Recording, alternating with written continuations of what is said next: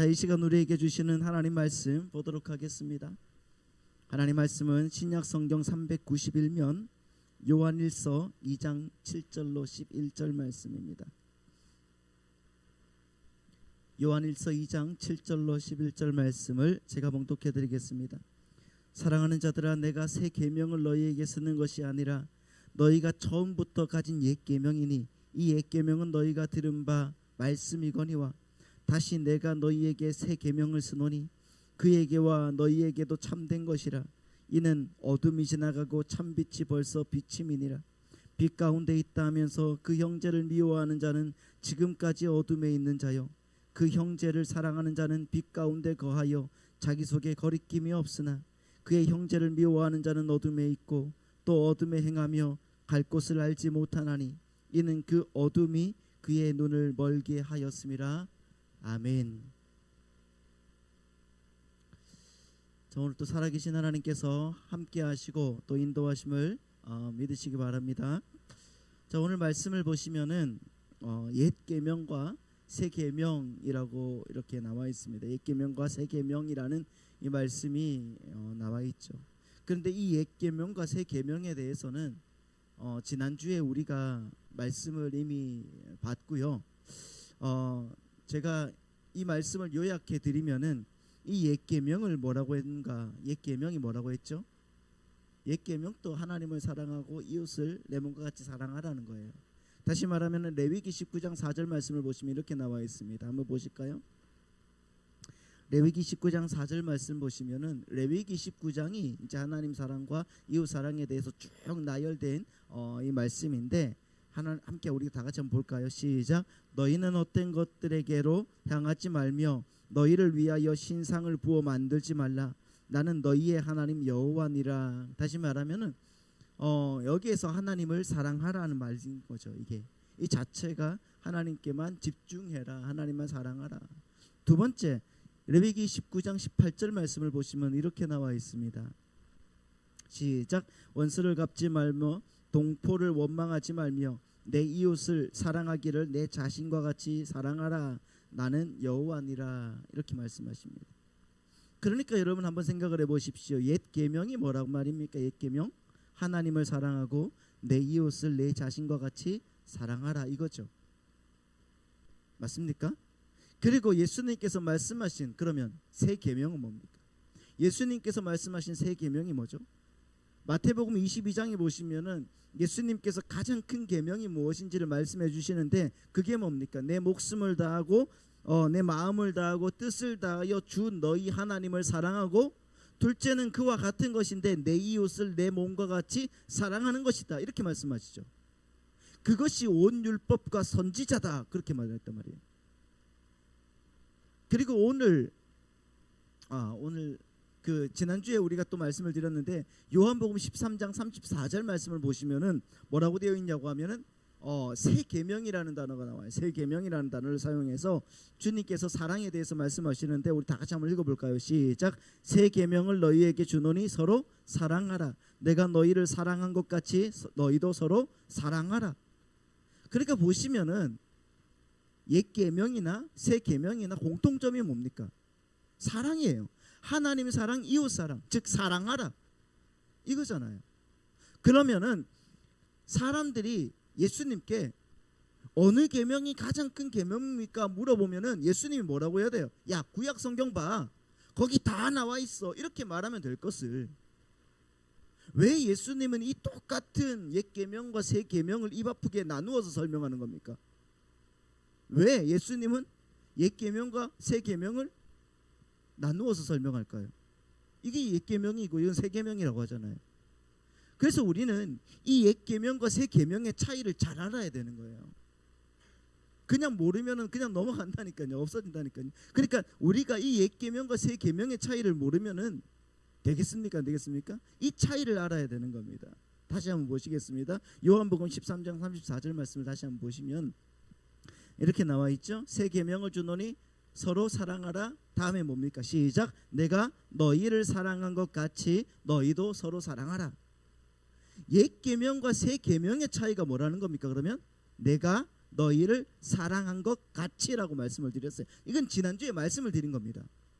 기억이 나십니까? 나셔야 되는데. 네.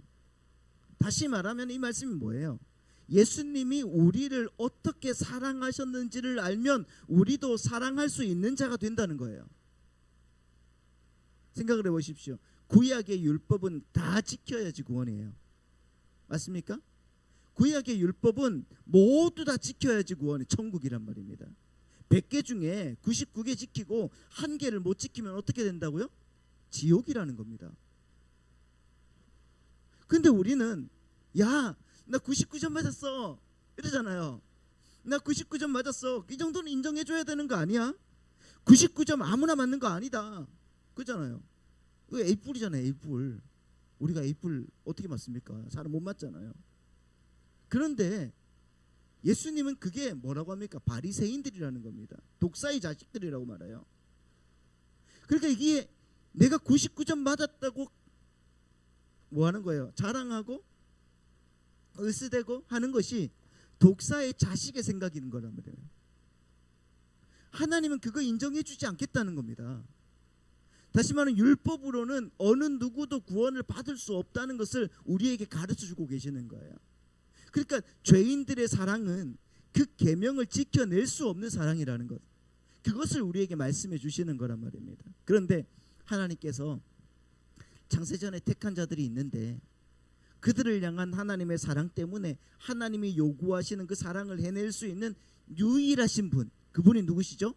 예수 그리스도를 이 땅에 보내셔서 그 사랑을 몸소 보여주심으로 우리를 예수님의 사랑, 예수의 사랑을, 그렇죠? 예수님의 사랑을 한 자, 그것으로 만들어 주셨고, 우리는 내가 너희를 사랑한 것 같이의 그 정신을 입어서 우리의 인생 속에서 그 예수 그리스도의 사랑을 연습하고 하나님의 나라로 가는 나그네 드림을 말해주고 있는 거란 말이에요. 할렐루야. 그래서 요한복음 13장에서 새 계명을 너희에게 주노니 앞부분에, 여러분 이 말씀의 앞부분에 무슨 에피소드가 있는지 아세요? 이 말씀의 13장의 앞부분에 보면은 6월절 만찬이 있는, 다시 말하면 우리가 잘 알고 있는 제후의 만찬이죠. 제후의 만찬에서 예수님께서 제자들의 발을 씻기는 장면이 나온단 말이에요. 새 계명을 너희에게 주노니 그 앞에 예수님께서 제자들의 발을 씻기는 장면이 나와요. 자, 요한복음 13장 3절로 5절 말씀을 한번 보겠습니다. 이거만 좀 약간 보면 될 건데, 요한복음 13장 3절부터 보면은 저녁 먹는 중 예수는 아버지께서 모든 것을 자기 손에 맡기신 것과 또 자기가 하나님께로부터 오셨다가 하나님께로 돌아가실 것을 아시고 저녁 잡수시던 자리에서 일어나 겉옷을 벗고 수건을 가져다가 허리에 두르시고 5절 시작. 이에 대야에 물을 떠서 제자들의 발을 씻기시고 그 두르신 수건으로 닦기를 시작하여 라고 말하고 있어요. 여러분, 왜 예수님은 밥을 먹다가 말고 제자들의 발을 씻겨 주셨을까요? 왜? 아유, 그 당시 사람들은 우리같이 신발을 안 신고 샌들을 신고 다녀서 발이 너무 지저분하니까 예수님께서 밥 먹다 말고 아유 불쌍한 마음에 발이 너무 더럽네 하면서 제자들의 발을 씻겨 주셨을까요? 그런 마음일까요? 그래서 많은 분들이 이 말씀을 해석하면서 이 지저분한 발을 씻겨 주신 그 비위가 강하신 예수님처럼 우리도 서로 옆에 있는 분을 사랑하자 그러면서 서로의 발을 씻겨주자, 그러면 세족식 같은 게 등장했잖아요. 그렇지 않습니까? 틀린 말은 아닌데 오늘 집에 가셔서 서로의 발을 좀 씻어주시기 부탁드립니다. 그런데 제가 여기에 대해서 조금만 설명을 해드리면은, 여러분 창세기에 보시면은 선악과를 따먹은 아담을 하나님께서 부르시죠. 그러니까 아담이 선악과를 따먹고 그런 다음에 하나님께서 이제 숨어있는 아담을 부르신단 말이에요. 아담아 네가 어디 있느냐 그러죠. 자, 창세기 3장 9절 말씀부터 한번 쭉 봅시다. 한번 보시면은 창세기 3장 9절부터 보시면은 여호와 하나님이 아담을 부르시며 그에게 이르시되 네가 어디 있느냐 이렇게 말씀하십니다. 그러니까 이르되 내가 동산에서 하나님의 소리를 듣고 내가 벗었으므로 두려워하여 숨었나이다. 이르시되 누가 너의 벗었음을 내게 알렸느냐? 내가 내게 먹지 말라 명한 그 나무 열매를 네가 먹었느냐? 아담이 이르되 하나님이 주셔서 나와 함께 있게 하신 여자가 그가 그 나무 열매를 내게 주므로 내가 먹었나이다. 여호와 하나님이 여자에게 이르시되 네가 어찌하여 이렇게 하였느냐? 여자가 이르되 뱀이 나를 꾀함으로 내가 먹었나이다. 여호와 하나님이 뱀에게 이르시되 네가 이렇게 하였으니 네가 모든 가축들과 들의 모든 짐승보다 더욱 저주를 받아 배로 다니고 살아있는 동안 흙을 먹을지니라. 다음에 15절 말씀 보겠습니다. 시작. 내가 너로 여자와 원수가 되게 하고 내 후손 또 여자의 후손과 원수가 되게 하리니 여자의 후손은 내 머리를 상하게 할 것이요 너는 그의 발꿈치를 상하게 할 것이니라. 이렇게 말씀하십니다. 여기서 보시면은 하나님께서 먹지 말라고 하신 그 선악을 알게 하는 그 나무를 먹음으로 하나님을 배신하고 자기 스스로의 힘으로 하나님처럼 되어 보겠다고 나선 아담을 하나님께서 애타게 부르십니다. 그렇죠. 애타게 부르시고 애타게 찾으셔요. 그런데 왜 하나님이 그렇게 애타게 아담을 부르셨어요? 왜 그렇게 찾으셨냐고요? 너 내가 찾으면 너 박살 내버릴 거야? 이겁니까? 아니죠. 여기서 보시면은 하나님을 배신한 그 아담에게 하나님은 살 길을 제시해 주신단 말이에요. 살 길을. 그 살 길이 뭐냐고 하면은 여자의 후손이 그 발꿈치로 죄의 세력의 머리를 밟아 부수심으로 말미암는 그 기회를 주시는 거예요. 그게 바로 뭐라 말이에요? 십자가란 말입니다. 여자의 후손으로 오시는 분이 뱀의 머리를 밟아 일으키는 거예요. 밟아서 뱀의 머리를 사탄을 없애버린다는 거예요. 근데 그 발꿈치를 상하게 한다고 하잖아요. 사탄은. 그렇죠? 그래서 우리가 여기서 보시면은 마귀의 세력은 예수님을 밟아서 그분의 머리를 상하게 하려고 부수려고 그렇게 시도할 거지만은 결국에는 이 일이 예수님의 발꿈치에 마귀의 세력의 머리가 부서지는 결과로 나타낼 것이라는 말씀이잖아요. 맞습니까? 그게 창세기 3장 15절 원시 복음의 내용이란 말입니다.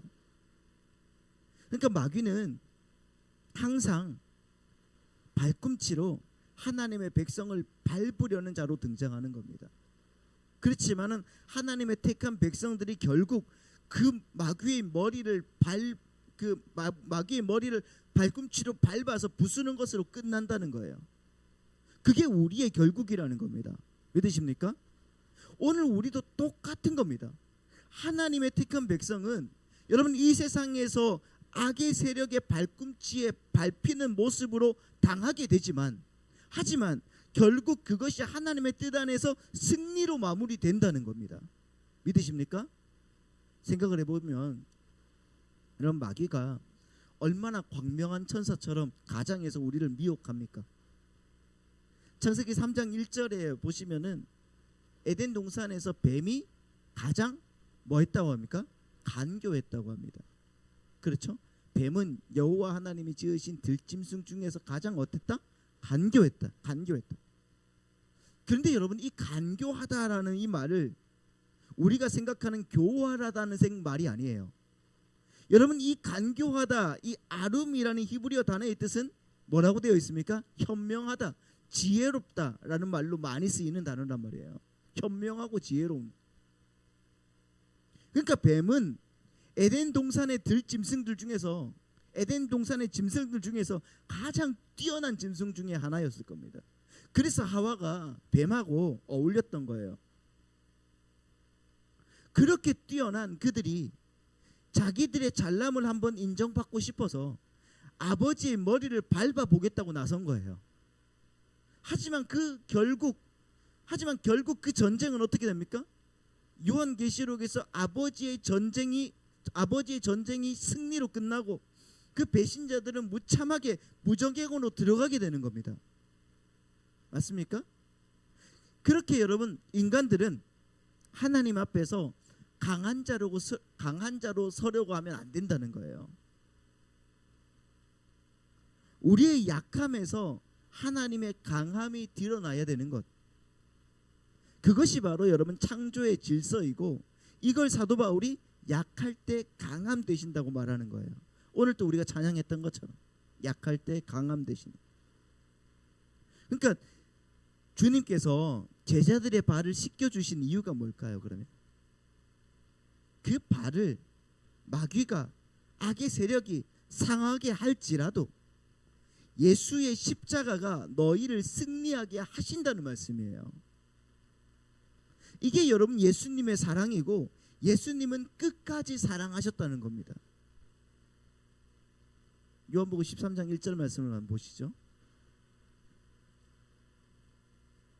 제자들의 발을 씻겨 주시기 전에 예수님은 어떤 마음가짐인가? 자, 우리 다 같이 읽습니다. 시작. 6월절 전에 예수께서 자기가 세상을 떠나 아버지께로 돌아가실 때가 이른 줄을 아시고 세상에 있는 자기 사람들을 사랑하시되 끝까지 사랑하시니라.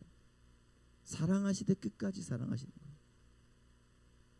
누구까지 사랑하신다는 거예요? 자기를 팔 가룟 유다까지 사랑하신다는 거예요. 그렇죠? 보십시오. 그래서 가룟 유다가 그 발을 씻고 나서 그 씻음을 받고도 마귀의 도구로 쓰이잖아요. 자, 13장 21절부터 또 보겠습니다. 13장 21절부터 보시면은 예수께서 이 말씀을 하시고 심령이 괴로워 증언하여 이르시되 내가 진실로 진실로 너희에게 이르노니 너희 중 하나가 나를 어떻게 한다? 팔리라 하시니 제자들이 서로 보며 누구에게 대하여 말씀하시는지 의심하더라. 예수의 제자 중 하나 곧 그가 사랑하시는 자가 예수의 품에 의지하여 누웠는지라. 이 사람이 누굽니까? 요한이죠. 사도 요한입니다. 그리고 24절 시몬 베드로가 머리짓을 하여 말하되 말씀하신 자가 누구인지 말하라 하니 그가 예수의 가슴에 그대로 의지하여 말하되 주여 누구니까. 26절 예수께서 대답하시되 내가 떡 한 조각을 적셔다 주는 자가 그니라 하시고 곧 그 한 조각을 적셔서 가룟 시몬의 아들 유다에게 주시니라고 말하고 있어요. 그때는 여러분 6월절이었어요. 6월절이었으니까 무교병을 먹었을 거예요. 무교병이라는 것은 누룩이 없는 떡이에요. 다시 말하면 그 맛없는 떡이란 말이에요.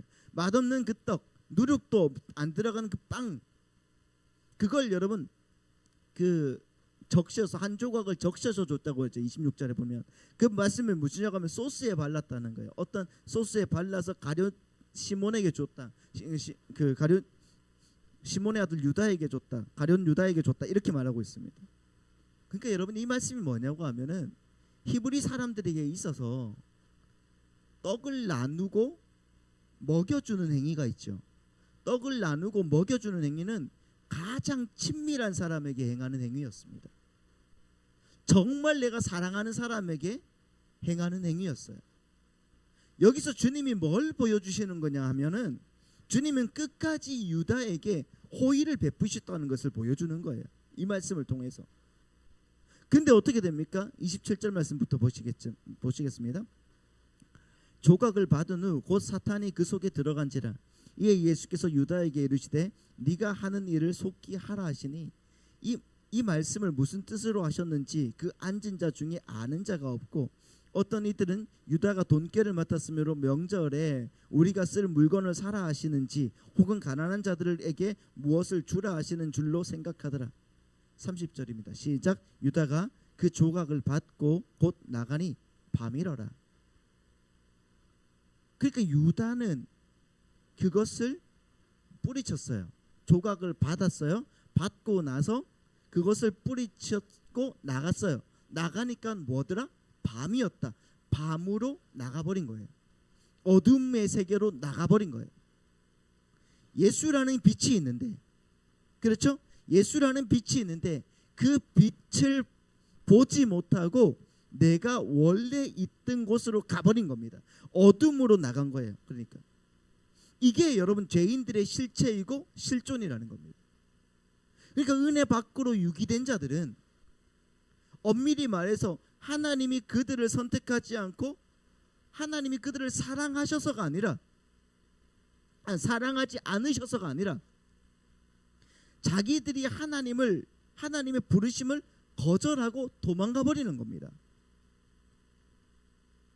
그러니까 구원이라는 것은 여러분, 우리가 주님의 부르심에 멋지게 반응해서 우리에게 주어지는 게 아니라는 말이에요. 그것이 아니라 주님께서 끝까지 우리를 놓지 않으시고 끝까지 사랑하심으로 우리는 면목 없이 우리에게 주어지게 되는 것, 그것이 바로 구원이라는 거예요. 다르게 이해하시면 안 되는 거예요. 내가 멋지게 예수 한번 믿어보겠다, 그런 구원이 아니라니까요. 보십시오. 요한복음 13장이 어떻게 시작한다는 거예요? 예수님이 당신의 백성들을 사랑하시되 언제까지? 끝까지 사랑하셨다, 이렇게 시작한다고요. 그런데 13장 맨 끝에 보면은 어떻게로 끝났는지 보세요. 자, 13장 맨 끝에 보면은 13장 38절 보시면은 시작. 예수께서 대답하시되 네가 나를 위하여 내 목숨을 버리겠느냐? 내가 진실로 진실로 내게 이르노니 닭 울기 전에 내가 3번 나를 부인하리라. 무슨 말이에요? 너희들은 분명히 나를 부인하겠지만 내가 끝까지 너희들을 사랑할 거야가 요한복음 13장의 말씀이라는 거예요. 우리는 끝까지 주님을 부인할 겁니다. 분명히 주님을 세상에 나가서 또 부인하고 살 거예요. 하지만 예수님은 우리를 끝까지 사랑하신다는 거예요. 그게 구원이라는 겁니다, 여러분. 그래서 우리는 구원을 얻은 후에도 수많은 시행착오와 실수와 넘어짐을 경험하게 되는 겁니다. 구원받았는데 슈퍼맨처럼 야, 나는 이제 배는 게 없어, 나는 이제 전부 다 잘할 자신이 있어 하면서 막 나가는데 진짜 막 잘 됩니까? 아니잖아요. 넘어지고 자빠지고 시행착오와 실수와 넘어짐이 엄청나게 여러분 많습니다. 그럼에도 불구하고 우리를 구원하신 하나님의 그 은혜의 크심이 우리 안에 직접 경험이 되는 거예요. 구원받은 자들에게. 야, 어떻게 예수를 믿는다고 하면서 이 모양이냐? 어떻게 나의 삶 속에서 아직도 이런 게 해결되지 않지? 만약에 여러분들이 지금 이런 생각을 전혀 하지 않고 그래도 난 이 정도면 괜찮아 이렇게 생각하신다면은 그건 여러분 100% 가짜예요. 100%. 이 정도는 괜찮겠지. 그게 뭐라고요? 율법에 헤매는 자들이라는 거예요. 아무리 99%를 다 해보십시오. 1% 모자란다니까요. 그럼 지옥이란 말이에요. 그런 분들은 절대 구원받은 사람이 아니란 말입니다. 여러분, 구원받은 사람은 끝까지 내가 하나님 앞에서 어떻게 이러고도 구원받은 사람이라고 할 수 있어? 이런 여러분 자괴감을 갖고 가는 거예요. 그게 끝까지 사랑하시는 주님의 사랑하심 앞에 선 우리의 모습이 되어야 되는 겁니다. 겉으로 볼 때는 그 모습이 아주 선하고 착한 모습으로 여러분 보일 수는 있지만은 우리는 우리 스스로에게 그렇게 절대 느껴지지 않는다는 거예요. 사람들은 야, 진짜 정말 착해 보인다, 정말 괜찮다 이렇게 보이지만 근데 여러분 우리는 우리 자신을 알잖아요. 아, 왜 이래? 이렇게 살아도 되나? 이런 마음들이 계속 드는 겁니다. 여러분, 사도 바울이 다른 이들이 보기에 전혀 도덕적으로 윤리적으로 흠이 없었던 사람임에도 불구하고 뭐라고 해요? 자기를 뭐라고 소개합니까? 나는 죄인 중에 괴수입니다. 오호라 나는 공고한 사람이라. 이 사망의 몸에서 누가 나를 건져줄까? 이렇게 여러분 사도 바울이 자기를 인식했던 것처럼 우리도 바로 그러한 인식 속에서 주님 만나는 날까지 가는 겁니다. 따라서 성도는 하나님 앞에서 유다처럼 겉멋 부리려고 하면 안 되는 겁니다. 유다가 그러잖아요. 나는 그래도 괜찮은 자니까 나는 내 죄는 내가 책임질 거야. 그러면서 스스로 목매서 죽지 않습니까? 그건 여러분 겉멋이에요. 겉멋. 그건 하나님 앞에서 피조물의 겉멋인 겁니다. 마치 자기는 이 세상의 모든 가난한 민중들과 정의와 평화를 위해서 선택되어 태어난 것처럼 입만 열면 평등, 구제, 순결, 정의 이런 걸 외치면서 그렇게 살지 못하는 사람들을 마치 더러운 벌레처럼 취급하면서 치를 떠는 사람들이 있지 않습니까? 마치 자기들은 자기들의 힘으로 그런 것들을 할 수 있다고 생각하는 거예요. 그리고 자기들은 오랜 수련과 훈련과 경험을 통과하면서 그러한 사람으로 변했다고 착각하는 거예요. 그렇기 때문에 다른 사람들을 가리켜서 너희는 왜 나처럼 못 살아? 이렇게 얘기하는 거란 말입니다. 물론 여러분 우리 그리스도인들도 당연히 이런 삶을 추구해야 되는 거예요. 하는 게 맞습니다. 사도 바울도 그러지 않습니까? 뭐라고 해요? 너희는 나를 본받는 자가 되라. 그러면 여러분 바울과 유다의 차이점은 뭡니까? 사도 바울과 가룟 유다의 차이점이 뭐죠? 그 안에 예수님의 사랑이 수반되어 있는가 아닌가예요.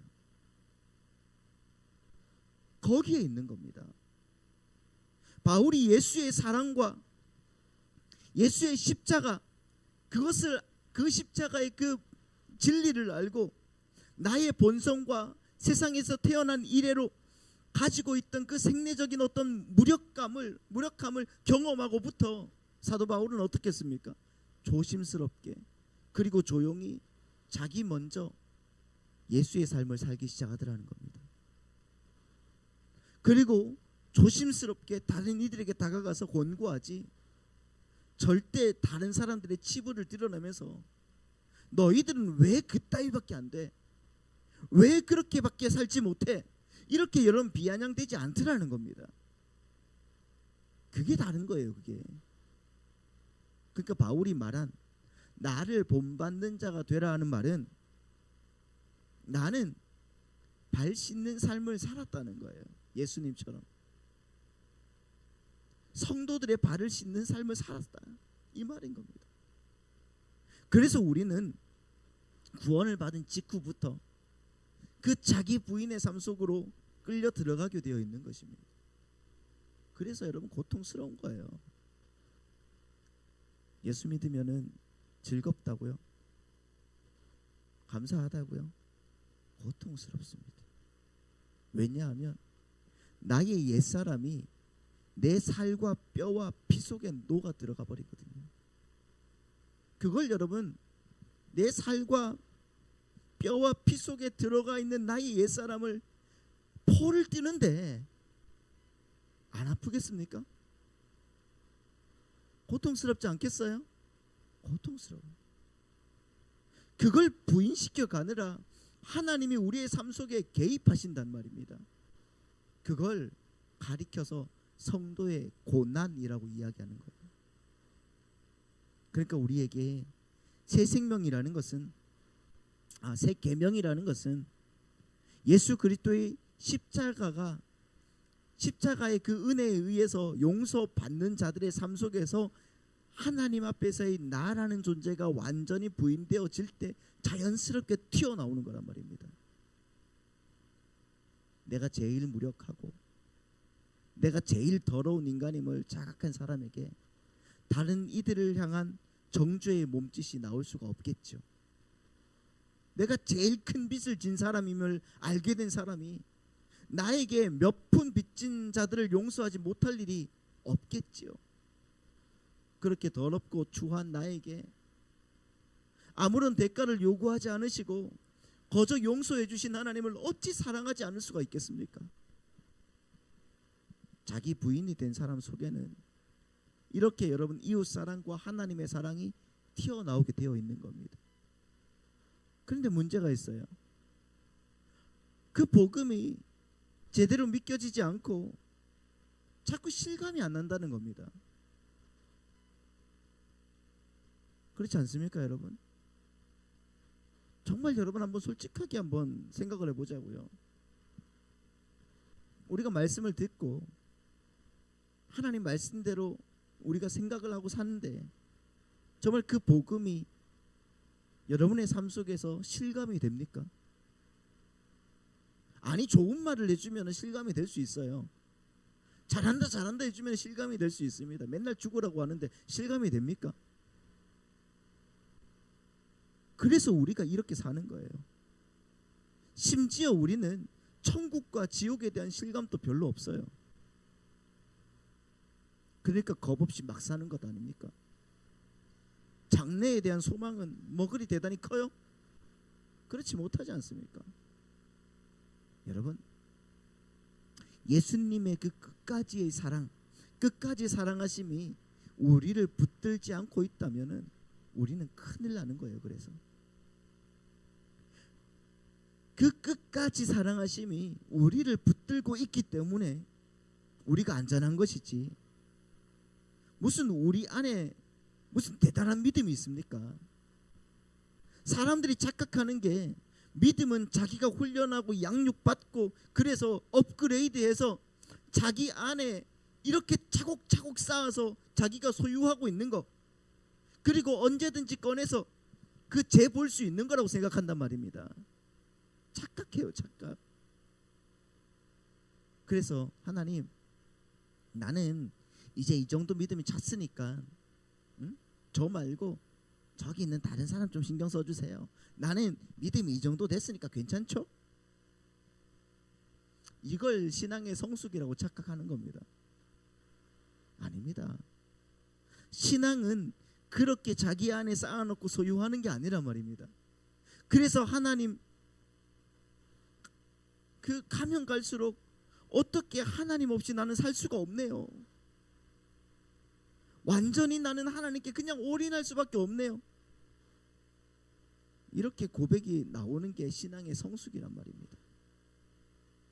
그런데 믿음을 자기 안에 쌓아서 자기가 이만큼 가지고 있다고 생각하잖아요. 그렇지 않습니까? 이만큼 가지고 있다고 생각해요. 그래서 이렇게 말하는 것 아닙니까? 나는 바람도 안 피고 술도 안 마시고 담배도 안 피고 사기도 안 치고 거짓말도 안 하고 마음도 착하고, 그렇게 하면서 자기들끼리 수시로 막 재보면서 만족하면, 그런 사람들 있지 않습니까? 그걸 믿음으로 착각하는, 믿음이 있는 거라고 착각하는데 그게 바로 여러분 믿음이 없는 자라는 거예요. 믿음이 없는 자. 그래서 우리는 그렇게 복음도 제대로 실감하지 못하고 그렇게 하나님의 나라에 대한 소망도 굳건하게 붙들 수 없기 때문에 그 복음이 정말 우리에게 실감될 수 있도록 열심히 말씀을 읽고 배워야 되는 겁니다. 그리고 우리의 신앙생활 속에서 우리의 불가능함과 무력함을 계속해서 폭로당해야 되는 거예요. 따라서 우리가 정말 우리의 힘으로 사심없이 사랑할 수 없다는 것을 배우기 위해서는 열심히 의지를 발동해서 사랑해야 되는 겁니다. 이게 기독교의 역설인 거예요. 여러분, 우리가 정말 하나님의 은혜가 없이는 나는 존재할 수 없는 자라는 그 자기 부인, 그리고 나는 하나님의 은혜가 없이는 절대 사랑할 수 없는 자라는 그러한 참 사랑을 내놓기 위해서는 어떻게 해야 될까요? 가만히 있어야 됩니까? 아니에요. 우리는 우리의 의지를 발동해서 열심히 사랑해야 돼요. 하지만 그 사랑이 실패한단 말입니다. 많이 실패할 겁니다. 자주 넘어질 겁니다. 한 3달 동안 그렇게 사랑하면서 진짜 내가 진짜 사랑할 수 있는 자가 됐구나, 이렇게 생각할 때쯤 되면은 와장창 무너지는 거예요, 한 방에. 그러면서 나는 아니구나, 그걸 깨닫는 겁니다. 그런데 그렇게 의지를 발동해서 계속해서 할 수밖에 없어요. 왜? 하나님이 내 안에서 무엇을 소원을 두고 행하게 하시거든요. 자꾸 행하게 하시는데 그런데 계속적으로 또 실패. 그래서 나는 계속 불편해요. 실패하기 때문에. 그런데 그걸 성경은 뭐라고 하는가? 그걸 가지고 열심이라고 하는 거예요. 열심. 그걸 여러분 행함이라고 하는 겁니다. 내가 무언가를 행해서 성공하는 것을 행함이라고 하는 게 아니에요.